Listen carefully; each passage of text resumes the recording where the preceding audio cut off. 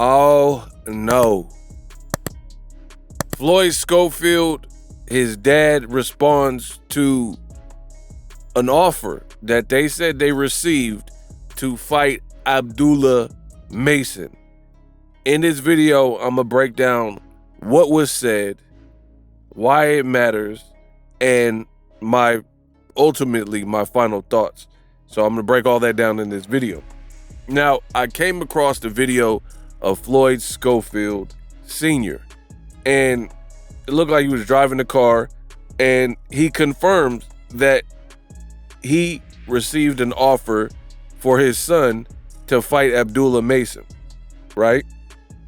And he says, yeah, immediately. He says, yeah, we'll take that. We want to fight him, right? But then he puts up his price, which is kind of a stipulation in terms of the fight happening or not happening. And he went on to post that they want to fight and posted a picture of Abdullah Mason after. Roll the clip. What up, y'all? I'm driving real fast, but I just had to update y'all on something before it hit the news or before it hit social media. We've been offered a fight with Abdullah Mason. Hell yeah, we accept that. $2.5 million. That's the price. So put the money on the wood, it all go good. Yesterday price ain't today's price, baby. Let's get this money, baby. Yes, we'll fight that brother. Put the money on the wood. He's with Turkey now and all them. Let's go. Jay Prince got money. Put that money up. Y'all believe on y'all guy. So you guys heard the clip from Floyd Schofield. So again, he's saying that he wants his son to fight him. We'll take the fight. You know, we believe that we could beat him.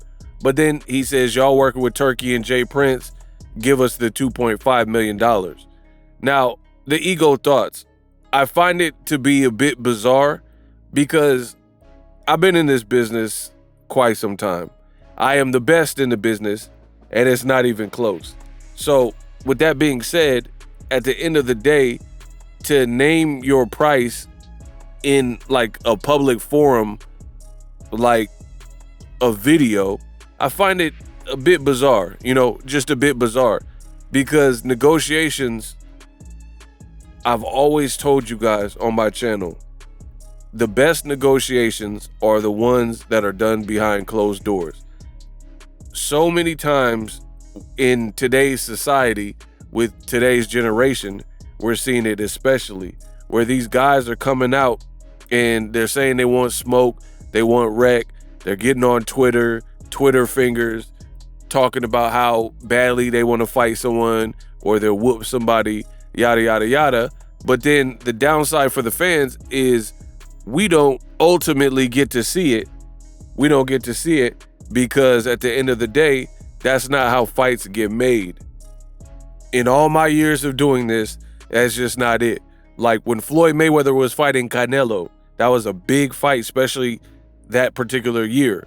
Biggest fight of that year in 2013, right?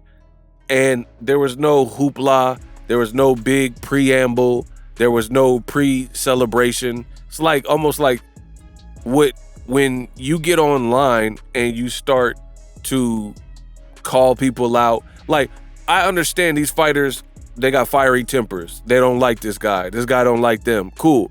So initially, I think social media can come in handy in terms of getting you to the negotiating table, right? Like Carlos Adames and Janabek are allegedly in some kind of negotiations, but they've been going back and forth for a while on social media, right? So I can understand it in that regard, where there's going to be times that kind of it gets you into the doorway of showing interest of a fight. But that's like literally phase one, the beginning stages. And then the rough part is the actual negotiation. What city is this going to be in? What state is it going to be in? Do I have home court advantage? What's the ring size? What's the gloves?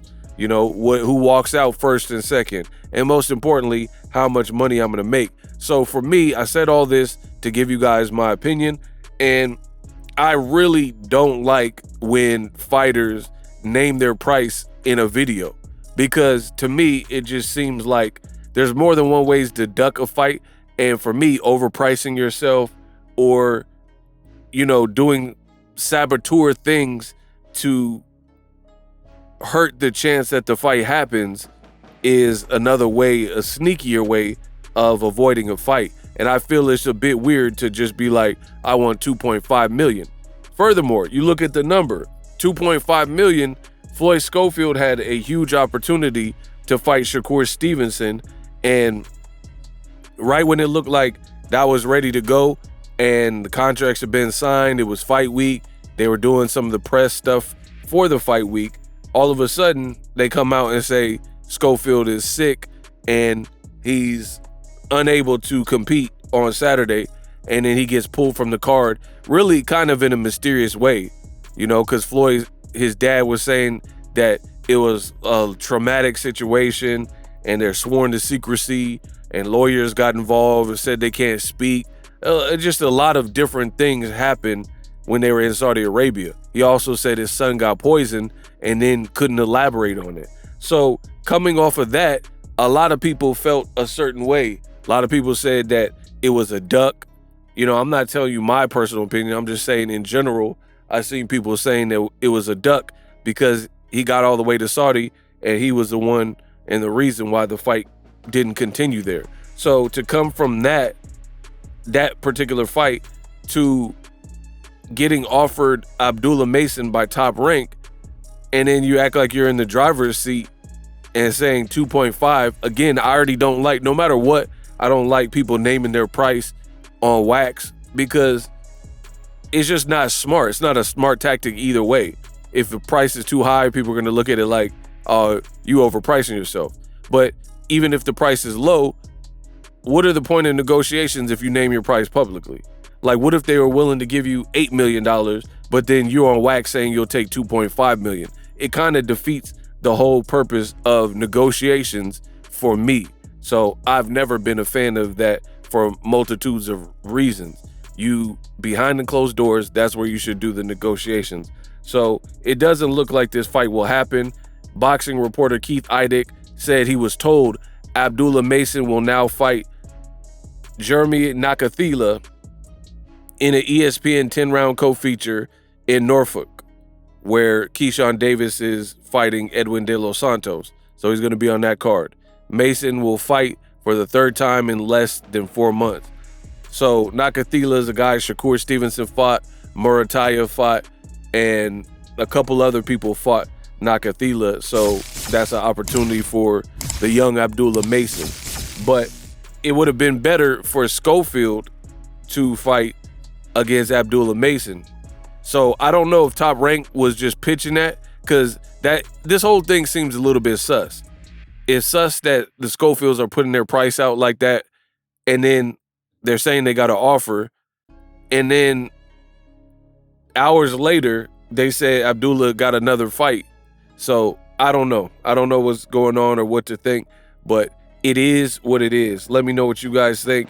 It sucks that boxing fans have to keep going through this, because I think that would be a great fight, and it would be a redemption fight from all the things that happened in Saudi Arabia and the fallout with the Shakur Stevenson fight. That would have been a good fight if you could beat Abdullah Mason. But to me, the way the dad did it, that's not really the proper way to conduct business. So I don't know what Golden Boy has for Abdullah, or actually for Floyd Schofield, but he needs a big fight. He needs a big fight, because right now is the fallout from the Shakur fight. This didn't even make it past negotiations, and it's a lot of talk right now.